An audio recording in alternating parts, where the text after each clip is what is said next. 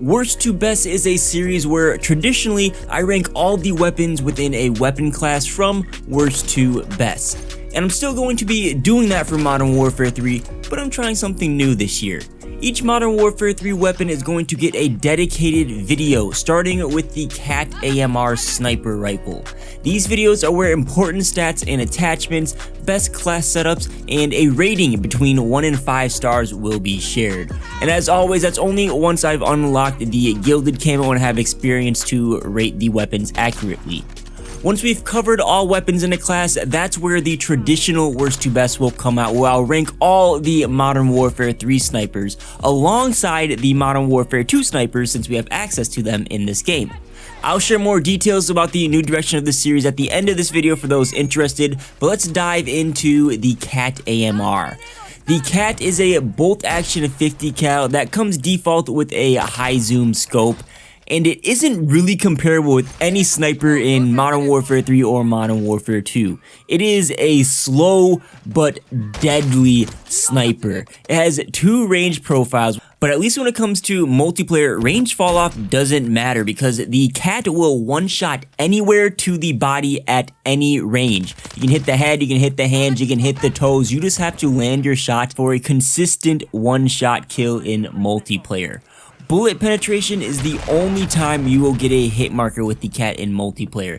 Also note, this sniper has access to incendiary rounds and is the only Modern Warfare 3 sniper with access to explosive rounds. Explosives are fun in multiplayer, but when it comes to Warzone, you will need them for one-shot kills. The KATT packs a lot of punch and it will one-shot to the head and body with 2 armor plates, but when you put that 3rd armor plate into the picture, you will get a hit marker unless you have explosive rounds on. This does mean that the KATT-AMR is the only Modern Warfare 3 sniper that can one-shot headshot outside of traditional multiplayer.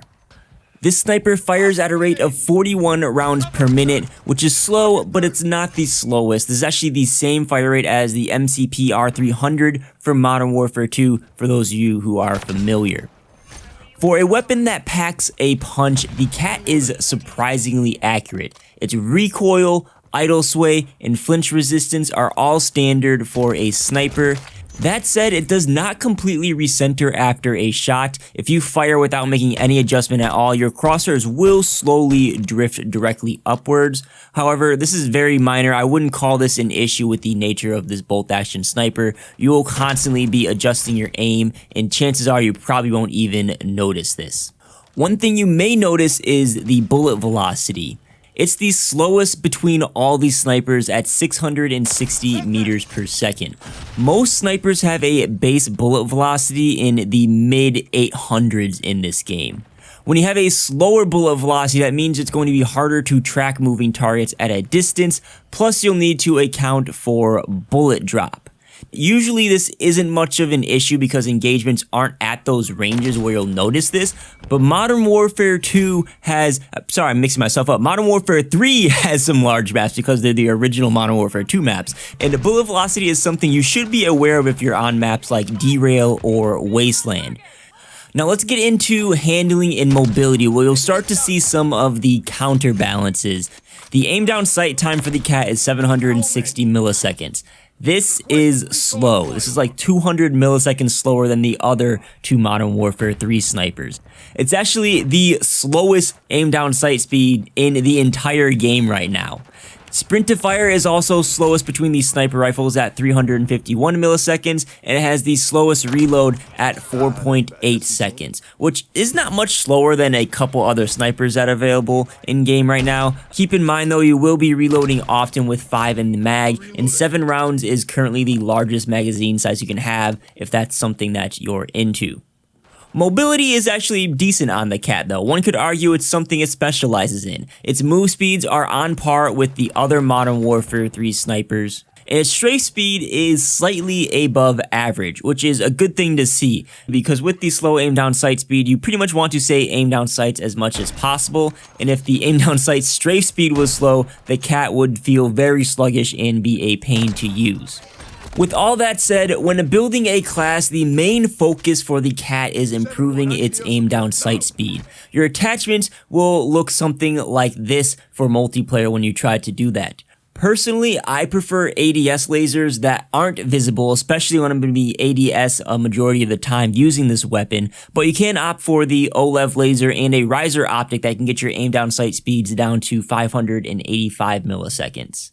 Range values aren't much of a concern since this gun will one-shot everywhere, and you can counter that bullet velocity penalty from the barrel with the 50 cal ammo. For Warzone range engagement, you're going to want to cater more towards bullet velocity and that explosive round, so your class may look a little bit more like this. Overall, the KATT-AMR is good, so we're looking at a 3, 4, or 5-star rating. Just so we're on the same page, my rating criteria is as follows. 3 stars is straight up average, middle of the pack. It's not bad, but it doesn't necessarily have any specialties that make it stand out. 4 stars is a good weapon. Typically it has a competitive time to kill, it has some specialties that'll make it stand up above the rest that are in the 3-star category. And then 5 stars is for our best of the best. These stats are so good that it's hard to compete with. On the other side, 2 stars are going to be bad weapons. They're usable, but they're going to be hard to compete with other weapons because their stats fall behind in one or multiple categories. And then 1 stars are going to be the worst. They clearly fall behind in several categories. I rate the KATT-AMR either 4 or 5 stars. The one shot anywhere at any range is so good. In general, you can have all the downsides you want with a weapon like this, it's still going to be good. But the downsides of the KATT honestly aren't even that bad. The handling speeds are borderline being painfully slow. They're noticeably slow, but it's not aggravatingly slow, if you know what I mean.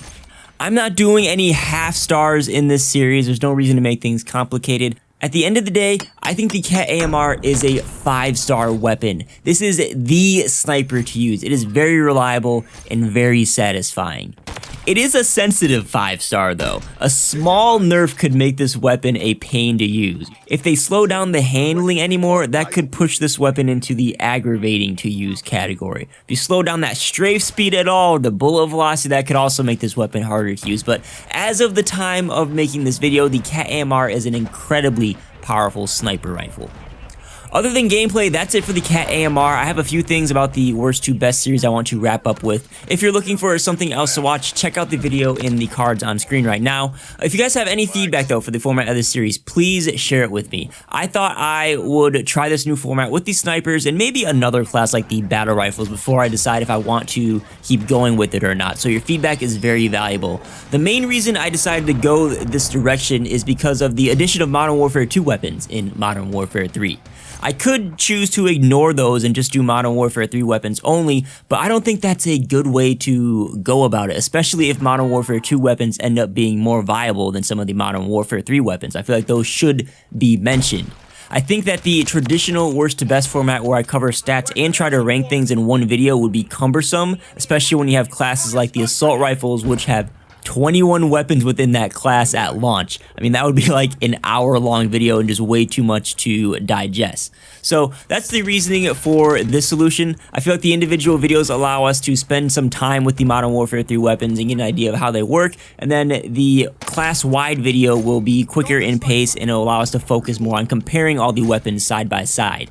And I feel like the class videos will be more popular, but if you ever want more info, you can refer to these weapon-specific videos or any of my Modern Warfare 2 worst to best to get those specific stats.